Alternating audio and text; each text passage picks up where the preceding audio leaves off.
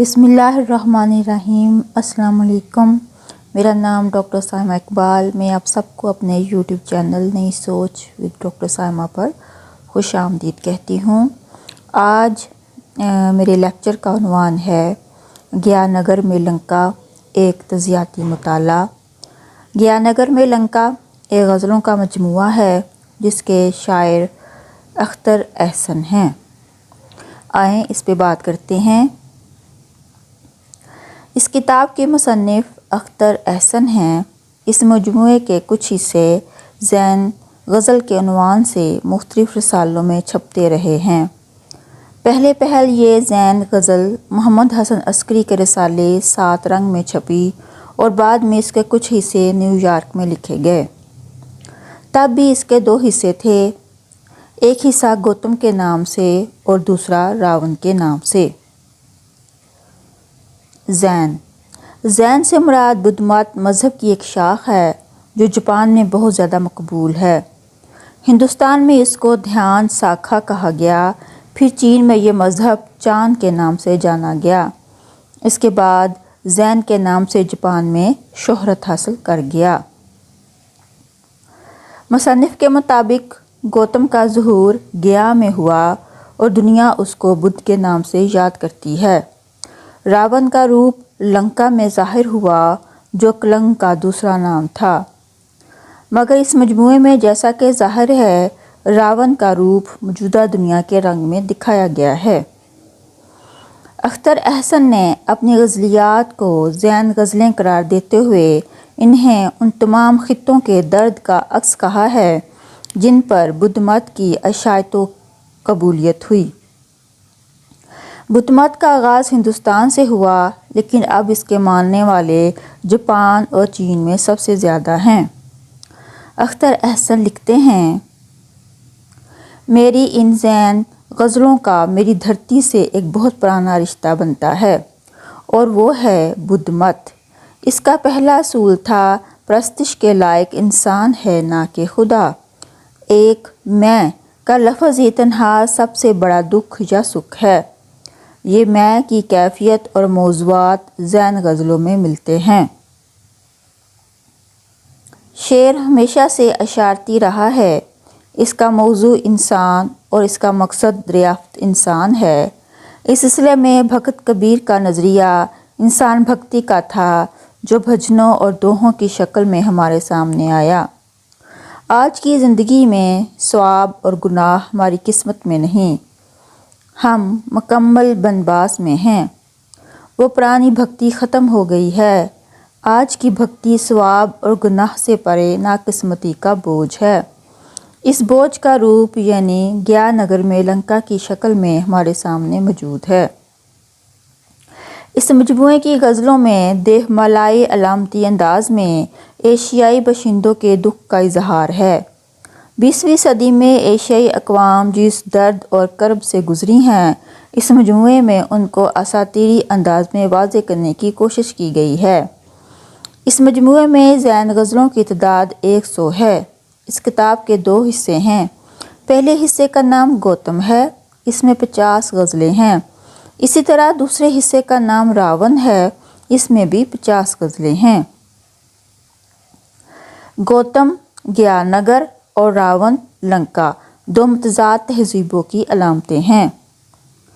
گوتم بدھ کا اصل نام شہزادہ سدھارتھ تھا۔ وہ بدھ مت کا بانی ہے جو دنیا کے بڑے مذاہب میں سے ایک ہے۔ نیپال کی موجودہ سرحدوں کے بیچ لمبائی کے مقام پر 563 قبل مسیح میں پیدا ہوا۔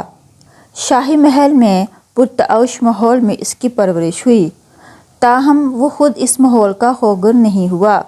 وہ بے کل رہتا تھا۔ اس نے مشاہدہ کیا کہ بیشتر انسان غریب ہیں اور اس محرومی کے سبب مسلسل ابتلاؤں میں گھرے رہتے ہیں، حتیٰ کہ اہل ثروت بھی اکثر مایوس اور ناخوش رہتے ہیں۔ نیز ہر شخص بیماری کا شکار ہوتا اور آخرکار مر جاتا ہے۔ قدرتی طور پر سدھارتھ نے غور کیا کہ کوئی ایسی کیفیت بھی ہے جو ان عارضی مسرتوں سے جو بالآخر موت اور بیماری سے پامال ہو جاتی ہے مورا ہو۔ گوتم نے فیصلہ کیا کہ وہ اپنی موجودہ زندگی سے کنارہ کشی اختیار کر لے اور خود کو سچ کی تلاش کے لیے وقف کر دے۔ وہ ایک مفلس جوگی بن گیا۔ کئی سال وہ مسلسل فاقہ کشی اور خود اذیتی کے مراحل سے گزرا۔ آخر ایک شام جب وہ ایک عظیم الجثہ انجیر کے درخت تلے بیٹھا تھا، اسے اس چیستان کے سبھی ٹکڑے باہم یکجا ہوتے محسوس ہوئے۔ تو اس سے منکشف ہوا کہ اس نے حل پا لیا ہے، اور وہ یہ کہ وہ اب بت بن گیا تھا، جس کے معنی ایک اہل بصیرت کے ہیں۔ زندگی کے 45 برس اس نے شمالی ہندوستان میں سفر کرنے میں گزارے۔ وہ ان لوگوں کے سامنے اپنے خیالات کا پرچار کرتا جو اسے سننے آتے تھے۔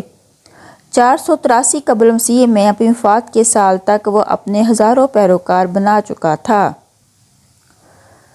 بدھ کی بنیادی تعلیمات کو بدھوں کے الفاظ میں 4 اعلیٰ سچائیاں کے عنوان سے سمیٹا جا سکتا ہے۔ اول، انسانی زندگی اپنی جبلی حیثیت میں دکھوں کا مسکن ہے۔ دوم، اس ناخوشی کا سبب انسانی خود غرضی اور خواہش ہے۔ سوم، اس انفرادی خود غرضی اور خواہش کو ختم کیا جا سکتا ہے اور ایک ایسی کیفیت پیدا کی جا سکتی ہے جس میں خواہشات اور آرزوئیں فنا ہو جائیں۔ چہارم، اس خود غرضی اور خواہش سے فرار کا ذریعہ 8 راست راہیں ہیں، یعنی راست نقطۂ نظر، راست سوچ، راست گوئی، راست بازی، راست طرز بدوباش، راست سعی، راست ذہن اور راست تفکر، اور یہ بات بھی کہ ہر بدھ مت ہر کسی کے لیے اپنی آغوش وا کیے ہوئے ہے۔ 3 صدی قبل مسیح میں عظیم ہندوستانی شہنشاہ اشوک نے بدھ مت اختیار کر لیا۔ اس کی پشت پناہی سے ہندوستان بھر میں بدھ مت کے اثرات تیزی سے پھیلے۔ بدھ مت کے اثرات شمالی علاقوں میں بھی مرتسم ہوئے۔ اس نے چین میں بھی جگہ پائی۔ یہاں سے آگے جاپان اور کوریا میں اس نے اپنے پیروکار پیدا کیے، لیکن ہندوستان میں ہی یہ مذہب 500 کے بعد تنزل کا شکار ہونے لگا اور سن 1200 تک سمٹ کا بہت مختصر طبقے تک باقی رہ گیا۔ دوسری جانب چین اور جاپان میں بدھ مت ایک بڑے مذہب کی حیثیت سے موجود رہا ہے۔ ہندو کتاب رامائن میں راون ایک بنیادی اساطیری حریف کردار ہے جسے راکشس کے طور پر پیش کیا گیا ہے۔ یہ لنکا کا بادشاہ تھا اور تمام برائیاں اسی سے منسوب کی جاتی ہیں۔ گیانگر ایشیائی ممالک جبکہ راون کا لنکا تمام غالب اقوام کا استعارہ ہے۔ یہ وہ تمام غالب اقوام ہیں جن کی وجہ سے پہلی اور دوسری عظیم جنگیں ہوئیں۔ ان جنگوں میں لاکھوں ایشیائی انسانوں کا قتل ہوا۔ اس مجموعے میں اختر احسن نے شاعری کے 3 منشور بیان کیے ہیں۔ ان منشور کے مطابق یہ دنیا ایک شطرنج کی بساط ہے اور جیت اسی کی ہے جو تلوار کے فن میں ماہر ہوگا، اور 20ویں صدی میں کچھ اقوام نے انسان بھکتی کو چھوڑ کر اس فن پر دسترس حاصل کر لی، جس کے نتیجے میں ایشیائی ممالک کے باشندے اپنی قسمت سے محروم ہو گئے۔ شاید اس وقت وہ سب سو رہے ہوتے ہیں جب تلوار پنکھے میں بدل گئی اور بالآخر پنکھا بھی درمیان سے غائب ہو گیا، تو پلک جھپکتے ہی ایک ناقسمتی کا دور سامنے تھا، یعنی یہ کہ آج بدھ جی کی تلوار، کیا ان سے پنکھا بھی چھین لیا گیا ہے؟ یہ نیا دور خالص ناقسمتی کا دور ہے۔ اختر احسن لکھتے ہیں، گوتم بدھ بیچارہ ہے، بے طاقت ناکارہ ہے، مشرق میں گر جیت ہوئی، مغرب میں اب ہارا ہے۔ شاعری کے پہلے منشور میں، جس کا نام شاعر نے شطرنج کی بساط رکھا تھا، اس میں سارے کا سارا شعری عمل بندر کی جبلی طاقت سے ظاہر ہوا تھا۔ شاعری کی یہ جنگ بندروں ہی کی جنگ تھی۔ ہمیں اس بات کا بھی علم ہے کہ مہابھارت کی پرانی جنگ پہل بندروں نے ہی لڑی تھی۔ ڈارون صاحب کے ماننے والوں نے پہلے اور دوسری جنگ عظیم لڑی۔ سب کو جلد ہی یہ پتہ چل گیا کہ یہ نیا زمانہ تلوار کا نہیں بلکہ نئی بندوق کا زمانہ ہے۔ اس نئے زمانے کے حادثات کچھ اور قسم کے ہیں، اور پھر جیسا کہ مہابھارت میں کہا گیا ہے، ہنومان جی تک اس نئے زمانے میں کلجگ کی بیماری کے شکار ہیں۔ سوچ کہتی ہے کہ اس اثنا میں پرانے زمانے کی جنگ لنکا سے گزر کر گیانگر میں داخل ہو چکی ہے۔ راون جی ایک نیا روپ دھار کر نئے زمانے کے سنگھاسن پر راج کر رہے ہیں۔ اول اول کچھ بھی نہ تھا، آخر آخر آن بنا، لنکا کا راجا راون دھرتی کا ارمان بنا۔ تیر کمان پرانے ہو گئے، اب تو راون کا اڑن کھٹولا نئی طرز کی بندوقوں سے سجا ہوا ہے۔ اس نئے راون کے دربار میں سیاسی مکاشفے ایک نئے رنگ میں ظاہر ہو رہے ہیں۔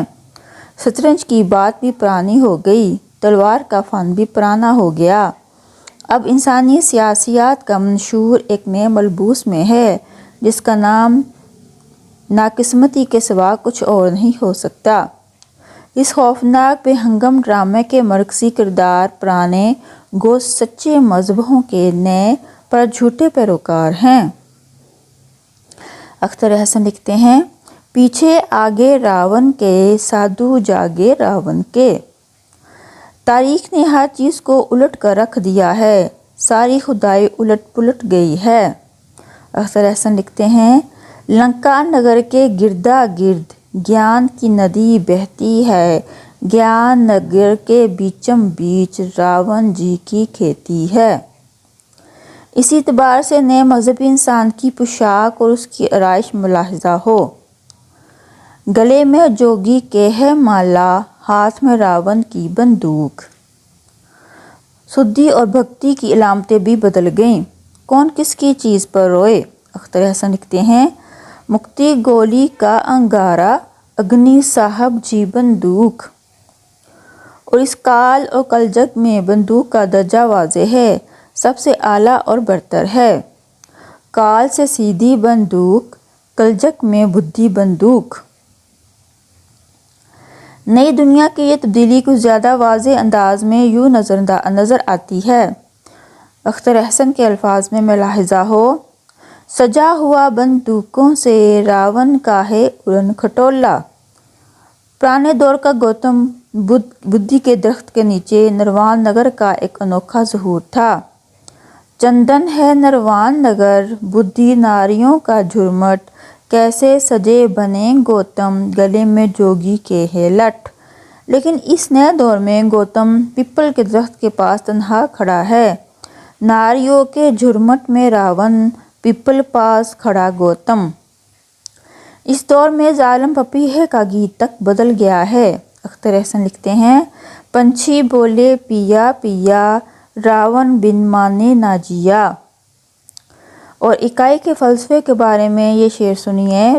اختر حسن لکھتے ہیں، راون کی بندوق نے صاحب ہر چیز کو ایک کیا۔ آج کے دور کا گرو بس راون ہے اور اسی سے سب ڈرتے ہیں۔ اختر حسن لکھتے ہیں، ڈرتے ہیں ہم گوتم سے، راون کی بندوق سے کم۔ اس زمانے میں گوتم کے بھکشو کا کیا حال ہوا، اس کے بارے میں بھی سنتے جائیے۔ راون کے دربار کا نقشہ اب یوں ہے۔ بھکشو بیٹھا سامنے، دو ہاتھوں کو جوڑے، راون کے دربار میں لاکھوں ہاتھی گھوڑے۔ پرانی مالا ایک خوشبودار درخت سے بنائی جاتی تھی۔ مالا کی ایک نئی قسم آج کے سادھو کے ہاتھ میں ہے، جس میں لوہے اور بارود کا سنجوق ہے۔ لوہے کی گولی کے منکے، راون مالا ہاتھ میں لیجو۔ سچے مارگ کے سامنے نئے جوگیوں کا رونا دھونا ملاحظہ ہو۔ الٹا رستہ راون کا، اس میں محب ملا نہ ہوئے۔ سیدھا راستہ گوتم کا، دیکھ کے سادھو روئے۔ راون کے دربار میں ایک نئے جھوٹے جوگ کا چرچا ہے اور اس میں نئے جھوٹے جوگیوں کا دور دورہ ہے۔ ان نئے جوگیوں کا ذکر سے جی ڈرتا ہے۔ اختر حسن لکھتے ہیں، پیچھے آگے راون کے، سادھو جاگے راون کے۔ مایا منہ کی باندھی دور، پکے دھاگے راون کے۔ ہم بھی اٹھے اور چل نکلے، آگے آگے راون کے۔ آج کے بڑے وقت کا یہ دھارا اتنا تیز ہے کہ بے اختیار منہ سے نکل پڑتا ہے۔ سادھو سنت تھکے ہیں سارے، پہنچ چلو نا راون جی۔ ان شعروں میں راون خود نئے جوگیوں کے جھرمٹ میں آلتی پالتی مارے دنیا کے ساتھ ایک نئے دھوکے کا کھیل کھیل رہا ہے۔ جوگیوں کے جھرمٹ میں صاحب راون کیسا بھیس بنایا، کنچن دیکھنا ماتھے اوپر، منہ میں گولی کا انگارہ، ہاتھ میں ہے چمپے کے پھول، گلے میں لٹکے خونی مالا۔ 1986 میں جب زین غزلیں پہل چھپی تھیں تو برلن کی دیوار ابھی قائم تھی۔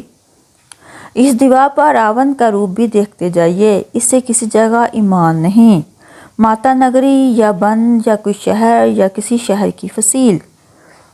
پاسپورٹ ہے شیشہ، کر لیجئے سنگھار، راون جی کا گھوڑا برلن کی دیوار، ایک ٹانگ اس پار ایک ٹانگ اس پار۔ دھرتی پر کسی جگہ امان نہیں، مشرق یا مغرب، برلن کی دیوار گر چکی، لیکن سب قوموں کے درمیان اور لوگوں کے دلوں میں یہ دیوار اب بھی قائم ہے۔ بلکہ یوں کہیے یہ دیوار اگرچہ نظروں سے اوجھل ہے لیکن حقیقت میں اور بھی زیادہ مضبوط ہو گئی ہے۔ برلن دیوار کے بارے میں بتاتی چلوں کہ یہ مشرقی جرمن اور مغربی جرمن کے درمیان ایک دیوار بنائی گئی تھی جس میں مشرق والے مغرب میں داخل نہیں ہو سکتے تھے۔ بعد میں 1992 میں یہ دیوار گرا دی گئی اور دونوں سائڈز کے لوگوں کو ایک دوسرے کی طرف جانے کی اجازت مل گئی۔ دنیا کا نقشہ اب صرف بارود اور آہن سے لیس دھوکے کے ہاتھوں میں ہے۔ راون کی نئی فوج آ گئی ہے، یہ فوج ایک لحاظ سے حقیقی بھی ہے اور علامتی بھی۔ آج کا راون حقیقت اور علامت دونوں کا بادشاہ ہے۔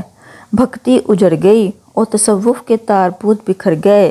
گوتم اور بھکت کبیر سبھی اس راستے میں ختم ہو گئے، انہیں کوئی بھی نہیں پوچھتا۔ بدھ جی ہو گئے بکری، کوئی نہ ڈھالے گھاس، بھکت کبیر ہے روئے، ناس ہوا دیوداس، ریت ہی ریت ہے دنیا ایک پانی ریت ہی ریت ہے دنیا ایک پانی کا گلاس۔ نئی دنیا میں راون کی گونجتی ہوئی آواز چار آفاق سے ٹکرا کر یوں واپس آتی ہے، ارن کھٹولا لاؤ، گیا کی سیر کراؤ، چرس میں ڈالو کیرتن، بھجن میں بھنگ ملاؤ۔ اور نئے عوام کے لیے مایا کے پنتھیوں کی طرف سے ایک تازہ سندیسہ۔ اختر حسین لکھتے ہیں، مایا کا نشہ ہے اونچا، بھنگ کو گھوٹ کے پی لے یار۔ اس نئے زمانے میں مستی کا بھی ایک نیا تصور ہمارے سامنے ظاہر ہے۔ یہ تصوف کی مستی نہیں، مایا کی بدمستی ہے۔